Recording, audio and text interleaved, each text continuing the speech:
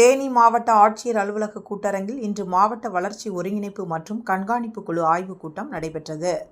இந்த கூட்டத்தில் தேனி நாடாளுமன்ற உறுப்பினர் தங்க தமிழ்ச்செல்வன், மாவட்ட கலெக்டர் ரஞ்சித் சிங் மற்றும் துறை சார்ந்த அலுவலர்கள் கலந்து கொண்டு தேனி மாவட்டத்தில் மத்திய அரசின் திட்டங்கள் செயல்பாடு குறித்தும் வளர்ச்சி குறித்தும் ஆய்வு நடைபெற்றது. இந்த நிலையில் ஆய்வுக் கூட்டம் முடிந்து வெளியே வந்த தேனி நாடாளுமன்ற உறுப்பினர் தங்க தமிழ்ச்செல்வனை தேனி மாவட்ட பாஜக தலைவர் ராஜபாண்டி தலைமையிலான பாஜகவினர் முற்றுகையிட்டு மத்திய அரசின் திட்டங்கள் மாவட்டத்தில் முறையாக செயல்படுத்தப்படவில்லை என குற்றச்சாட்டு தெரிவித்தனர்.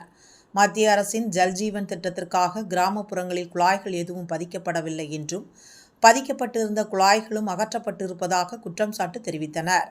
அரசு அதிகாரிகள் உதவியுடன் ஒப்பந்ததாரர்கள் முறைகேட்டில் ஈடுபட்டு இருப்பதாக பாஜகவினர் புகார் தெரிவித்தனர். இதுகுறித்து கேட்டறிந்த தேனி நாடாளுமன்ற உறுப்பினர் தங்க தமிழ்ச்செல்வன், மாவட்ட ஆட்சியர் ரஞ்சித் சிங்கிடம் இதுகுறித்து ஆய்வு செய்து 20 நாட்களில் தனக்கு அறிக்கை தரும்படி கேட்டுள்ளார்.